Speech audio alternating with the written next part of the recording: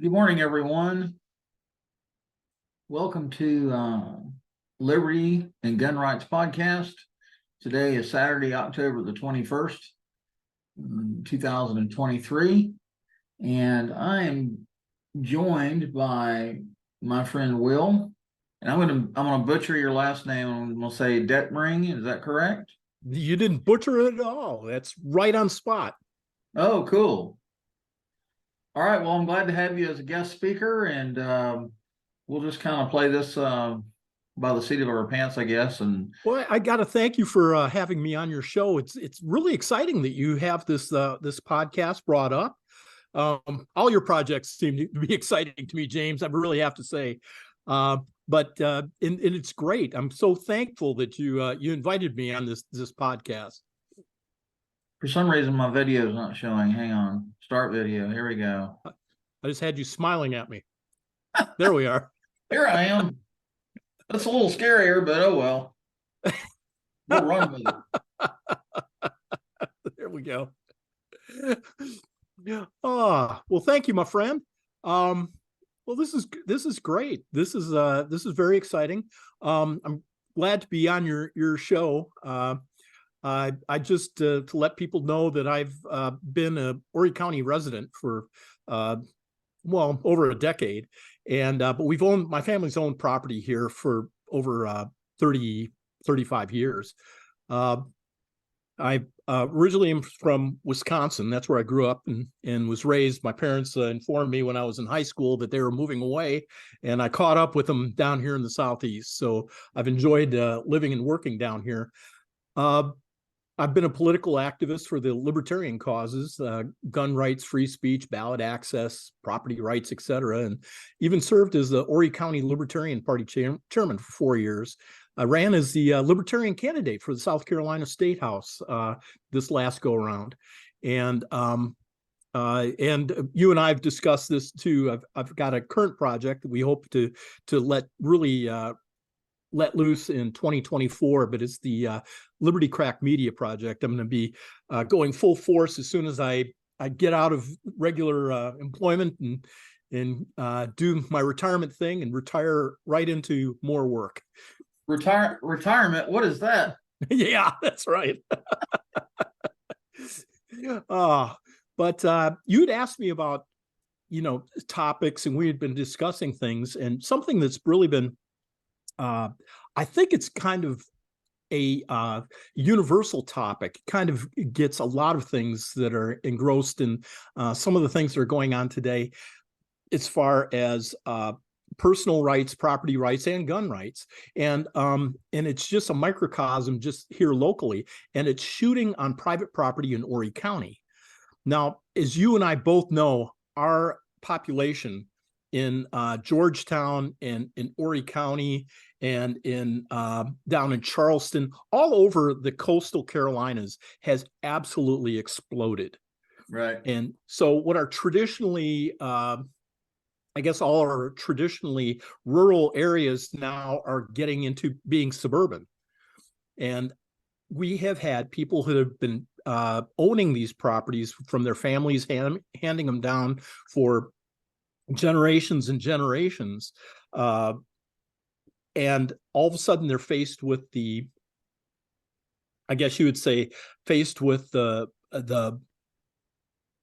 anomalous situations of people complaining about them shooting on their own properties.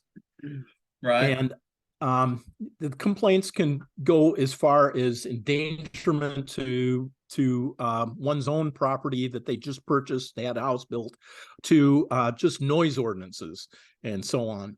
Just scaring snowflakes, huh? Exactly. But one of the things that's been brought to our attention, and is something that we hope doesn't have to be rammed down the throats of people making more rules, laws, and regulations, is that especially here in Horry County, that there is no real codification on backstop regulation on private property, or because everything is done for commercial purposes. If you want to have a gun range, but Right. nothing for the private property. And so right now it is up to whoever the responding officer would be to decide what to do when they get there.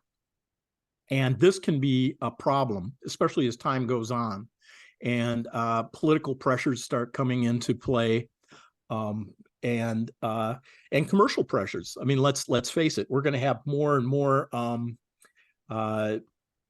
developers and so on trying to put money into the coffers of the governments to start pressuring some of these other people and property owners into stepping in line so that they can develop and sell more property as they expand.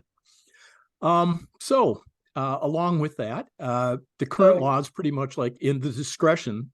So the problems are it's not codified, it relies on the experience and expertise of a random officer. It's vague as to confiscation of what's supposed to be taken or done, vague as to charges, and vague as to the standards in which charges would be brought. And but this may not be an oversight. Strangely enough, this might be intentional in order to, well,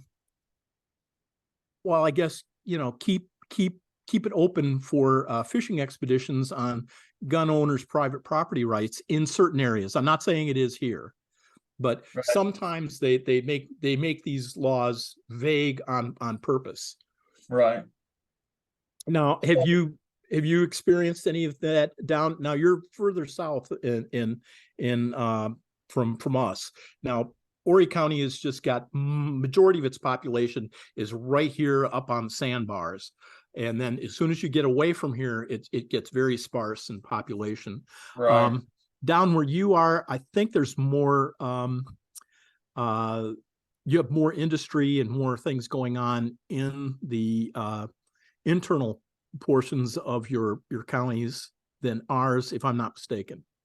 Yeah, I think in Charleston County, which encompasses Mount Pleasant and West Ashley and places like that, I think that, well, especially in downtown Charleston, I don't think you really have to worry about private property owners going out and shooting on their property because property's not really large enough. Nobody has 50 yards or a wood line or a berm of any kind that they could safely shoot. So the only gunfire or people discharging their weapons in downtown Charleston is going to be private citizens trying to protect themselves or criminals who are, shooting at people, random drug deals gone bad or whatever. Mount Pleasant is a primarily liberal population, and I know that there are liberal gun owners that believe in the Second Amendment just like you and I do, and they believe in the right of self-protection, self-defense. So I want to be careful not to pigeonhole them or say, Democrats and liberals are anti-Second Amendment, because that's not necessarily true. Well, I mean, you and I both know that liberal is, in the classical term, would be somebody that is for gun rights. Right. You would think, yes. Yeah. In the classical term of it, right. And that's kind of where I guess our lexicon or our speech right now is just, it gets so strange because I'm not a real big proponent of the left-right dichotomy. Right. Yeah, it's just, it seems to me that I'm more for liberties and freedom as opposed to more government controls and things like that. Right. That's the scale I kind of look at. Yeah, I want to be careful not to use a wide brush or a broad stroke of labeling or pigeonholing large demographics of people, because well, number one, I can barely keep up with what I think and believe in, much less what everybody else believes in. And so I don't want to do that. And I want to give everybody the benefit of the doubt until they start talking and they start, letting us know that they are against gun rights, or they're not Second Amendment supporters, or they're, members of Mom Demands Action, or, wants any of these other radical gun control groups. Well, and we're not just talking about gun rights when we're talking about property rights. Right. Correct. Yeah. And I the one thing that really that people who want to take away liberties hide behind is safety. Right. They like to bring out, in order for it to be more safe, to have safety, we're going to have more rules, take away more of your rights in order for everybody to feel better and feel safe. And that's kind of the slippery slope that I hope that we can educate people on, not to get too broadly into. Now, I don't think anybody personally wants to paint anything with broad strokes or get into the politics of left and right. Right. Not at all.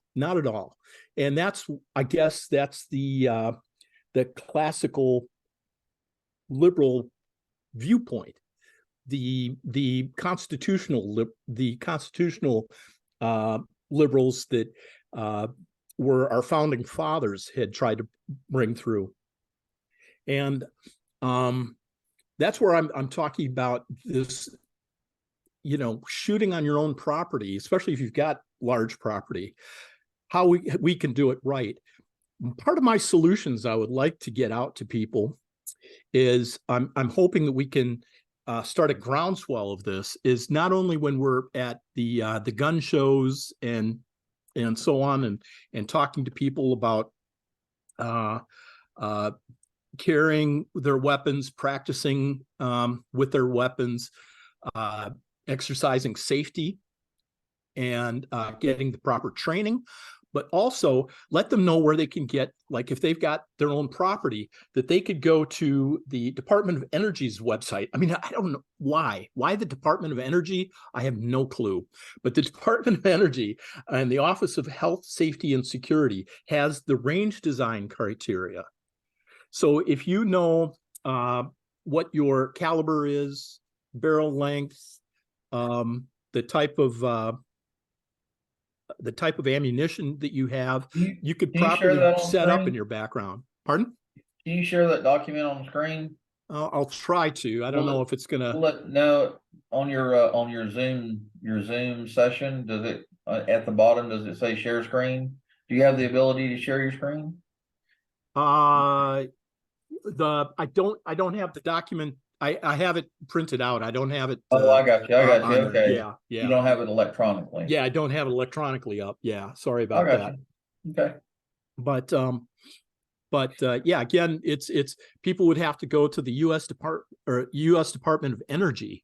I know it's really strange that we have all these bureaucracies and so on that are in there, but it's the U.S. Department of Energy, Office of Health, Safety, and Security that has the range design criteria. Actually, if you put in range design criteria into a Google search, it would bring up this, but it's www.hss.energy.gov that has the website that would have all these things to it. So do you want me to bring that up? Oh, sure. So it's let me see if I can get to a new tab. Let's see. You said it's www what? .hss.energy.gov. Oh, HSS. That's two S's, not an F. I'm sorry. Energy.gov. Right. HSSenergy.gov. Yeah.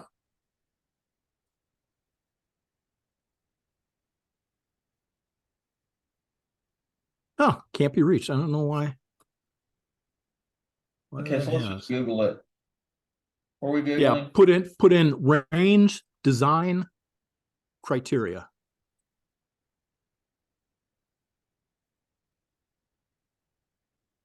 guidelines? Sure.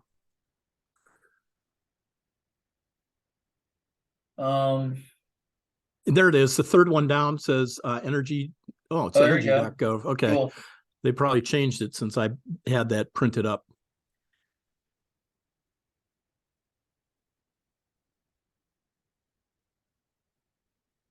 Ah, yeah, that's it. There we go. So yeah, this is kind of crazy. Now, I believe the NRA has this sort of information as well, but that's probably going to be more focused on commercial gun ranges and stuff like that. Well, again, there's not going to be a lot of differences as far as when they talk about the science behind it. Talking about how much the type of material, the depth of backstop, and the length from the barrel for the backstop to be. I got you. But this is also something that would be great for even the folks in law enforcement that might be on a call for something like this to be educated on too. Since they're, unfortunately, especially here in Horry County, that they would have to be the ones that would have to make determinations as to the safety and the situation that they're brought into. I got you. We have reached out to see if we can officially codify it with Horry County. I've talked to Johnny Gardner and several of the people there, but they just really don't seem to be interested in tackling it at this point. So I wonder how many. I wonder how many. I guess you could reach out to the sheriff's department or local PD and find out if you can. I don't know if it's going to require an FOIA request for information. What is that? The Information Freedom of Information Act. Yeah, FOIA. Yeah, FOIA. Mm-hmm. So I wonder if you could reach out. Hopefully it wouldn't require that, but you may have to file one and go, hey, tell us how many times y'all have gotten a call or a complaint from somebody, a citizen, stating, their next door neighbors out shooting at beer cans or, whatever. It would be interesting to see how much of an issue it really is, or if it's an issue. Probably it has. Yeah, it has. And what's really funny is that they get kind of shuffled around between firearm complaints to noise ordinance complaints to safety concerns. Gotcha. And yeah, and so then it kind of sometimes gets lost in the shuffle. Yeah. It would depend on how it's classified or categorized when the call comes in. Exactly. Anyway. And yeah, it's just every once in a blue moon, we get to see. I talked to an editor / writer for the newspaper here, I think the Horry Times or something like that. But anyway, but every once in a while they'll just get a little bit of a blurb coming up of somebody that had a complaint or something that comes up on their blotter. But even they haven't been able to come up with anything that's been concrete in that respect. But it seems like it's becoming more and more frequent. But again, this is just chatter. We don't have any, and it would be nice to have some actual hard data or some hard evidence. But yeah, it's. I think another thing that's kind of disconcerting when we come across these ambiguous. I guess you could say ambiguous situations for personal property is there's so many ways of legislative practices to be avoided. I was reading the other day that the three main ways for them to get away from having laws and rules passed by representation from you and I voting in somebody so they can represent us to vote on rules and regulations for our lives. The three main ways to get around it is, one is judicial interpretations, where it's brought up in court, and the judges decide that the rule or the law that's in place means or can be interpreted in a certain way. A second way would be like a bureaucratic rule or mandate, where you've got the EPA or somebody that has come up with a rule or regulation that will affect you on your own personal property, because it's going to it goes against endangering our environment in some way, shape, or form. And again, they don't have to go, these bureaucrats don't have to go in front of a Congress or something, even locally. I mean, we've got HOAs and so on that are creating rules and regulations where people have to live by. And then the third, of course, is called interpretive enforcement, which comes where they create an ambiguous law, and whoever has to enforce it has to come up with on the spot, has to come up with what the rules are and things like that. So I think there's no one answer to avoiding these situations or these problems, but as responsible citizens and gun owners, the big thing for us is to plan on educating ourselves and educating all of our fellow constituents on each and every situation we come across. So I'm hoping that we could bring up to people where, like we said, to get the gun range design criteria if they want to know what they should do on their personal property. They may have been shooting for years, but not doing it properly. Well, I think and safety. I think the one way that the local governments control this or manage it is like Charleston, Myrtle Beach, Mount Pleasant, Columbia. You know, all these major cities, they all have ordinances against discharging of firearms. You know, if you go out like 4th of July, if they catch you shooting your firearm up into the air, then they can write you a ticket for however much, you know, the fine is for, you know, discharging your firearm in public, you know, in the city, being an idiot, you know, it's an idiot charge. And but I think out in like Ravenel, Allendale, these small rural areas, you know, where there are homeowners that have, you know, a good amount of land, you may or may not even hear them discharging their firearm, or if they're off in the woods somewhere. If they're 100 or 200 yards away from a city street or your street and access, then it's probably really a non-issue until somebody gets hurt, until somebody else's property gets hit by a stray round or something. Or that's or the, like we were talking, that they've been doing it, say for instance, they've been doing that for their celebration for years and years and years, but all of a sudden their neighboring property has become developed. Right. Then all of a sudden people hear the gunshot, or they hear the noise or something like that. Then it becomes an issue.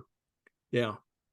And as you know, you and I know, there's more industries moving into the low country. And you know, we got Bosch, Bosch has been here for a while, but we've got Boeing, we've got Cummins, we got Mercedes-Benz, all these big manufacturers are being send them north. Huh? Send them north into the Horry County. We need them. Right. Well, unfortunately, our infrastructure, this is a little bit off topic, but our infrastructures, our streets, our highways, our byways are not designed for all of the humanity that's pouring in down here. And true. You know, they're building apartment complexes and stacking them deep and wide, you know, and home developments are popping up everywhere. And yeah, it's crazy. And But just firsthand, every postage stamp of land that we've got here in Myrtle Beach, just on my little 67th Avenue here, we have got everything absolutely built upon, and including filling in our drainage. So that's going to be interesting when we have a tropical storm rolling through here. So it's gonna be like downtown Charleston. You drop a glass of tea at high tide, and all of a sudden everything's flooded. precisely. They've been trying to fix that problem for years, and I don't think they ever will. Now, was it you? I think it was you. We've talked about another resource for people that are gun owners here in South Carolina. Anyway, is Steve Shaw. Dr. Steve Shaw puts out a book every year of the South Carolina gun laws. It comes out. I've had his book on my shelf for years. I probably should get an updated one. Yep. But I got one. I got his 2023 book just here recently off of Amazon. Oh, it's an excellent resource. He is. He's a great person to talk to too. I hope you have a chance to have him on your show at some point in time. Great, talk about somebody who's got an absolute wealth of knowledge and so on. I have reached out to him. We haven't been able to get our schedules ironed out, coordinate a date. But yeah, I'd love to have him on the show. He's really busy now. Yeah. I don't know where he finds the time to do everything he does. I mean, he's a state constable. He's an attorney. He's involved in state politics and local politics and running for office, and he's got a family, wife and kids, and he just must not sleep. I don't know. That's it. Well, he's not getting old like you and I. No. Not yet anyway.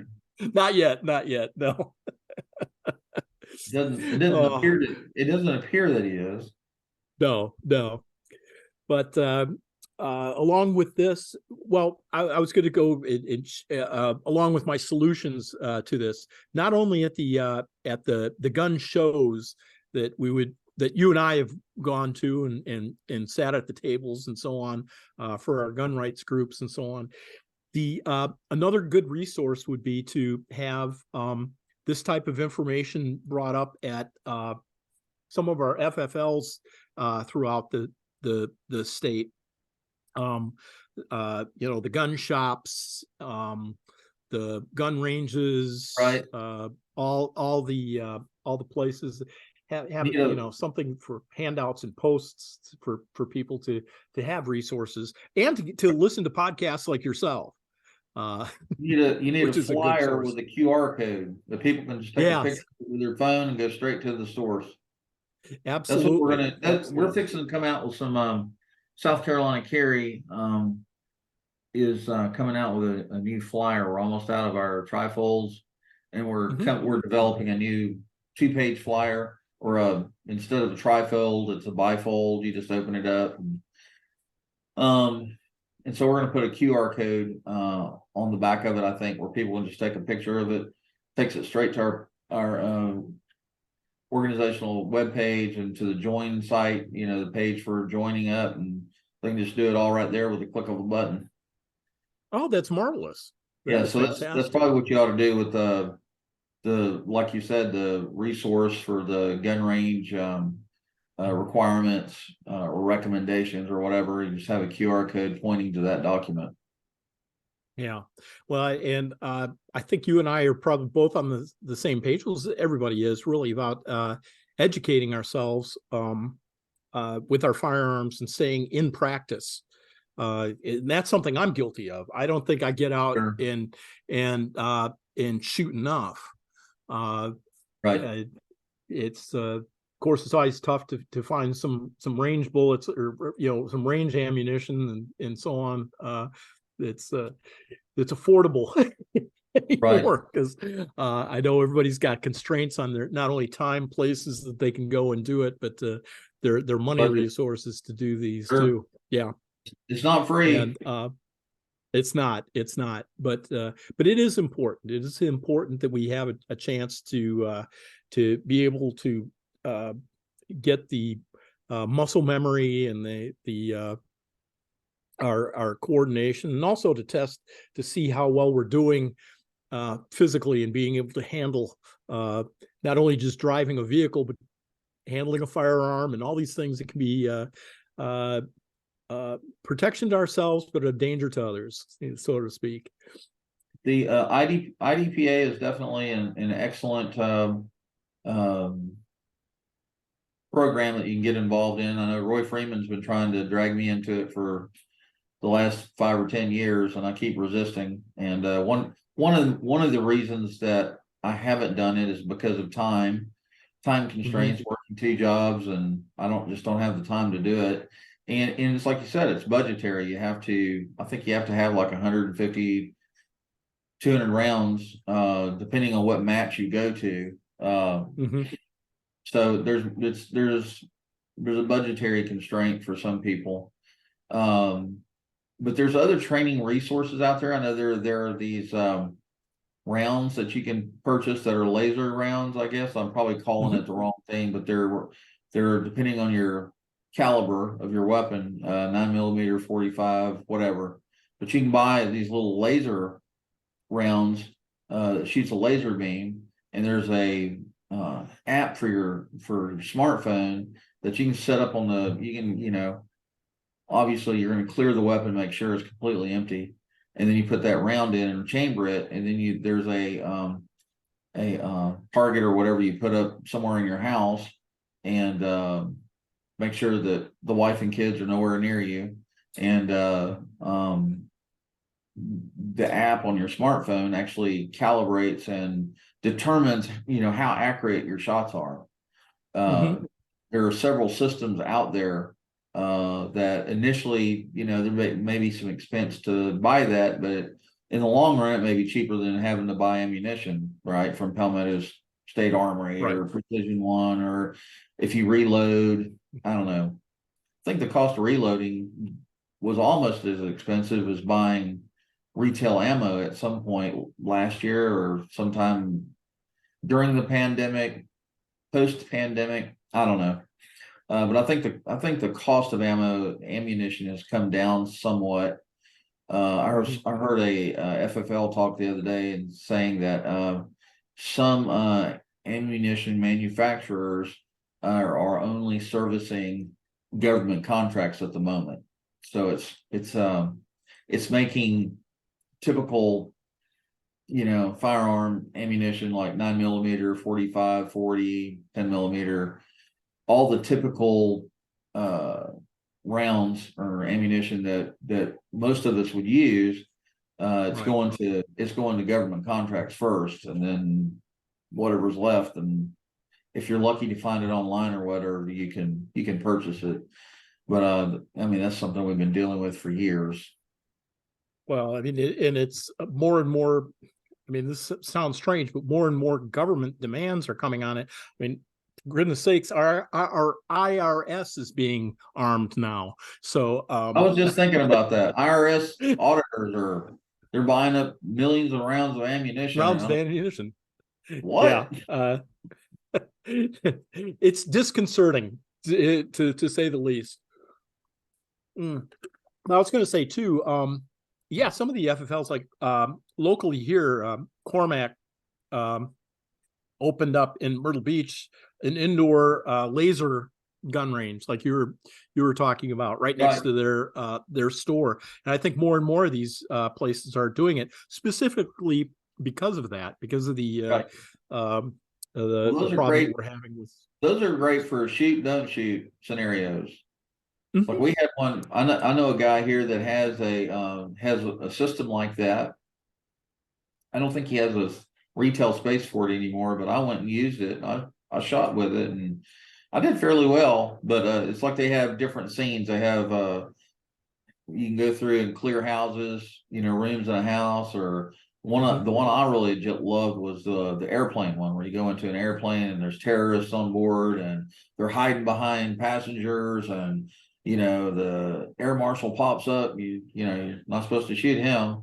And of course, if there's terrorists on board, they probably took him out already anyway. But you know what I'm saying? You don't want to shoot a Yeah. steward or a pilot or co-pilot or any of the crew on board, and so you've got a couple of seconds to decide whether you're going to pull that trigger or not, and it's a very good exercise.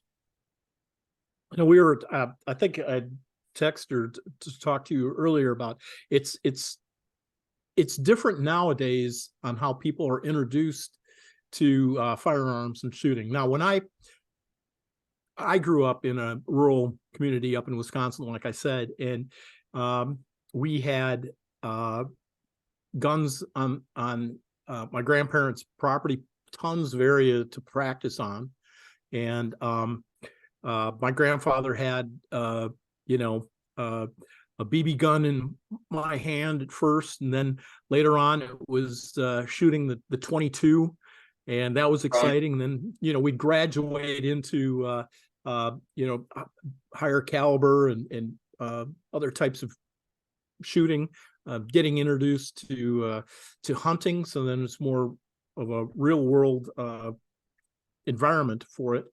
But I think fewer and fewer people have that type of introduction now than we did at that time. A fellow who has a gun rights group called Black Guns Matter. His name is Maj Toure. He's out of Philadelphia, and he was talking about how difficult it is to introduce people in the Black community that have been raised in an urban setting, not just forcing themselves into the idea of everybody should be disarmed, but being able to protect themselves, learn how to be armed, get familiar with guns and so on. So, and his group has done a very good job of educating people into the self-protection in using firearms in his situation. I hope that this type of education, realization, responsibility, personal responsibility keeps on growing. And just like we were talking about, education with people on their own property and shooting properly. I hope this goes on with firearms and everything else for it. And of course, podcasts like yours is going to help in getting that education out there for people. That's what I hope I'm stuttering. Why am I stuttering? Yes, I agree with you. One thing people are not going to be able to blame me for is how professional my podcast is. But you got as soon as you got flattered, it just took took it away from you. All right, it's all good. That's right. But so we've got all these people that are trying to get these guns out there. I had heard, and I don't know the accuracy or so on, but I had heard that there were limitations to gun ownership and to having ammunition for Israelis. And I thought everybody had a gun over there. I think that was a huge misconception from what I've been reading. And so when these people, when they've had all these problems, of course, everybody is just seeing in the news from Gaza. They had a kind of an emergency rule that lifted the restrictions that they had for it. Really? Yet with the restrictions, there still had restrictions within it. The ammunition restrictions, and I had never heard of ammunition restrictions that were attached to these things, and that was, to me, that was scary. You would think that if they're under attack, which obviously they have been, you'd think all bets are off. Military, citizens, whoever is able-bodied and willing to get into the fray and protect their country. God forbid that ever happened here in the United States of America. Yeah. That's why we've never experienced a land attack. Nobody's tried to land on our shores and try to attack us on our shores because I think the Japanese said that there's a gun behind every blade of grass. Blade of grass. That's absolutely true. We're one of the best prepared and armed citizenry in the world. I think that's why I don't know. Hopefully, nobody's going to be stupid enough to try that. But if that did happen, yeah, they're going to be in for a big surprise because we're not going to tolerate that. Knock on wood. Yeah. You've landed on the wrong shore, buddy. Hey, so do you want me to share your you want to talk about your Liberty Crack Liberty Crack Media? Absolutely, I'd love to. Let me share my screen here. There it is. Okay. Well, oh yeah, there it is. I had done a podcast similar to this. It was a friend of mine, and this goes back about 7 years ago, I think. He and I had coffee over at a coffee shop here locally in Myrtle Beach, and then we brought a laptop and then had it because people wanted to join in on the conversation, and shared it on YouTube, I think, or something like that, and we called it Liberty on Caffeine, and we ran that for quite a few years, and it ended up we had a panel of about 7 people, and we'd run it on Saturday mornings, and we were going out of a donut shop here in Myrtle Beach for a while, and it was very popular. But okay, a couple of the guys, I got busy.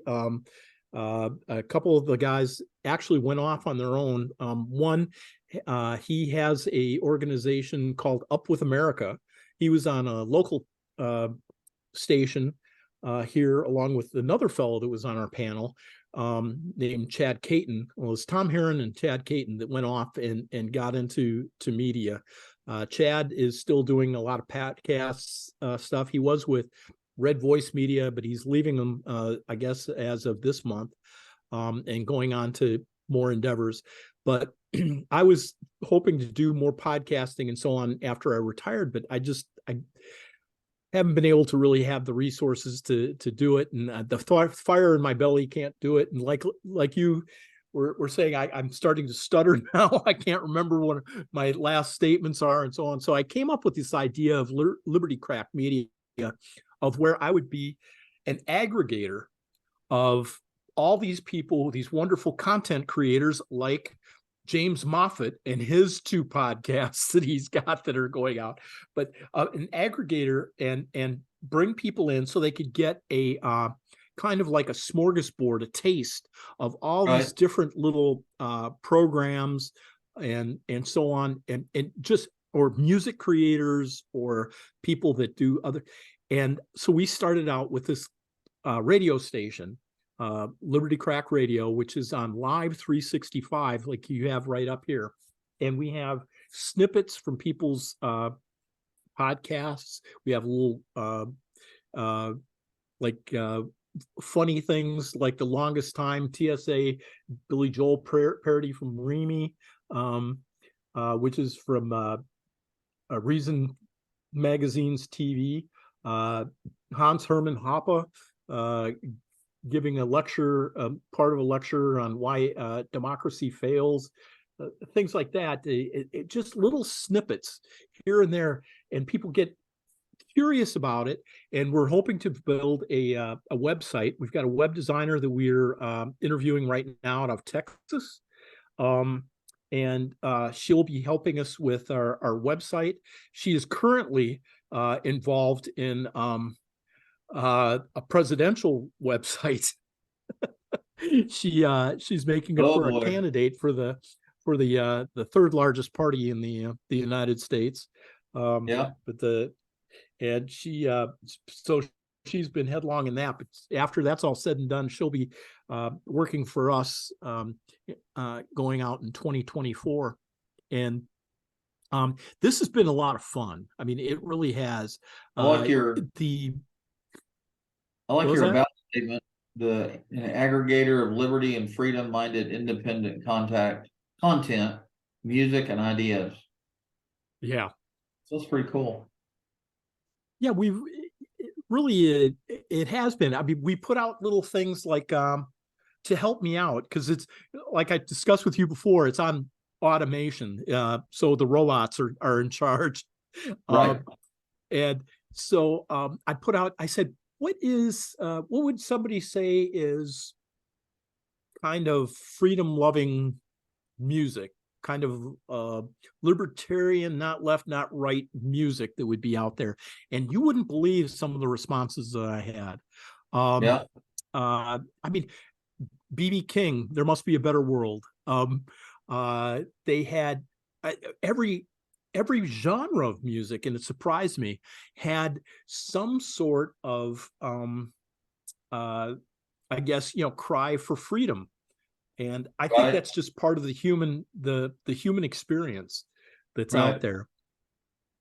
Very good. I think there's a big middle of America that hasn't been heard from in a long time. And I'm hoping that Liberty Crack Media has a chance to touch this. Now, when in 2024, we hope to get our studio built so that it's not just on automation, that we'll have actual human voices in, and have some shows going on along with the material that we have going up. And then we want to put a couple cameras up, and then we'll have Liberty Crack TV. Oh, there it is. Liberty and Gun Rights Podcast. Yeah. And it's surprising. We can find your podcast on Spotify, but there are other outlets too that have your podcast that I've run across. Yeah. So Amazon Spotify Music. must get it out. Yeah. Amazon Music, iHeartRadio. It's on Google, but I think in January Google's shutting down podcasts. So yeah, that's what I'd heard too. Yeah. I think Spotify is probably the number one resource that people use, or the application that people use to get their podcasts and stuff. Amazon, Apple, of course, Apple.com. But yeah, this has certainly been a learning experience, and I got to get a better. I don't know. I don't think there's really anything wrong with the American flag. It looks pretty good. So, I got to change this up a little bit. But other than that, but Will, I really appreciate you allowing our podcast, Liberty and Gun Rights Podcast, on your Liberty Crack Radio. There's too many liberties going on here, so I appreciate you showcasing our podcast on your Live365 radio station. I appreciate that. That'll give us a little more exposure. And I was on MeWe this morning. Fantastic. Which is right here. And I actually advertised your Liberty Crack Media on several of the gun groups. I appreciate that. Thank you so much. So, for sure. Well, we got about 10 minutes left. Anything else you want to talk about? Well, Second Amendment. What about the 707 gun club or gun range down there in Myrtle Beach? They're making a new one, aren't they? Didn't they shut the old one down, and they're building a new one? Is it 707 or is it a different one? No, I think you're right. I think it is the 707. Is they revamped theirs. We had a gun shop that was down on the south end that created a gun range down near the. I think they might even be in Georgetown County. Is that right? And yeah, that was I should have the gun shop's name right at the top of my head, because they're right there on 501 when we just get over the Right. bridge. Right. And I know what you're talking about, but I can't remember the name of it. yeah, Yanni is the owner, and I just right now I'm just drawing a blank. And but in a lot of the shops, or I mean, a lot of the ranges are upgrading right now, and I don't know if it's because they have it. I think Palmetto State Armory has an indoor range at their new store, which is here in 501 and on 501 in Myrtle Beach, in the old. Yeah, you said Palmetto State Armory was in. You said there's a new store there now. Yeah, it's huge. It's absolutely huge. It's in the old Myrtle Beach Sun Times building where they used to make the newspaper. Yeah. And it's very exciting. I mean, I haven't had a chance to go down there yet, and yet I'm still gushing about it. So, well, I'm looking forward to it. I need to come pick you up on one weekend. I'm actually coming down to Myrtle Beach. Every third Saturday of the month, I come to Myrtle Beach, south, surf right around Surfside. Go play cards with friends of mine. And excellent. For the sake of, well, I'm just going to say we play cards. We play pinochle. Yeah. Spades, hearts, all kinds of card games. Go fish. Yeah. We play all kinds of card games every month. I've been coming down there once a month for the last 7 years. And we used to go to church with these folks, and we're real good friends with them, which is, I guess, the only reason why I'm driving 3 hours every, third Saturday of the month to come down there and play cards. And my friend's he's got a really nice man cave, and we all gather around he's got a pool table, and he's got a card playing insert that he puts in it that we can play cards on, and we listen to music and watch videos and smoke cigars and drink beer and just have a good old American time, right? And that's marvelous. Yeah. And well, I like that crew. I don't know if you like to play cards or not, but you certainly have an open invitation to come join us. Well, I'll consider it. I do like smoking cigars. As a matter of fact, I'm going to enjoy a nice Drew Estate cigar after we're done with this. I got you. I think I've got. It's not the Fat Bottom Betty, but I think I've got the Crazy Alice. So I think it was going to be lighting up here. A nice Robusto. Yeah, I just that's one of the things. Was it alcohol, tobacco? How do they put it? Alcohol, tobacco, and firearms should be a convenience store and not a not a bureaucracy. Yeah, man, if somebody had one of those stores, they'd probably make $1 million, right? That's right. Alcohol, tobacco, and firearms. Man, if I ever win the lottery, buddy, we're going to start a store just like that. That's right. There's a country song. Regulators, their heads would explode, wouldn't they? You want a license for what? What? Alcohol, firearms, and tobacco. Somehow there's a country song that plays on our station called "Alcohol, Tobacco, and Firearms." So, that is crazy. That's fun. Yeah, it is. But it is. What is fun is just being responsible adults doing adult things and exercising our freedoms and our rights. Doing adult things safely. Yep. So I guess you could say that alcohol and firearms probably don't mix well. No. I keep them away from my driving liquor. There you go. That's right. All right. Well, we're gonna wrap this up. I got 4 minutes left, and I'm gonna conclude this. And Will, I've really enjoyed talking with you and having you on our podcast, and I look forward to working with you in the future for sure. In the near future. Thank you for having me on. I'm excited to just tune in for the next episode of your podcast and find out how you're going to follow up with such a fantastic one that we've had here. Absolutely. All right. So to my audience, thank you for the privilege of your time. Our podcast is hosted on Amazon Music, iHeartRadio, and Spotify. Be sure to share our podcast with your Second Amendment friends, family, and coworkers. You can contact us at Liberty Gun Rights Podcast at proton.me. Liberty Gun Rights Podcast at proton.me. Thank you for listening to today's episode, and goodbye for now. Thanks, Will. Take care, everyone. Thank you.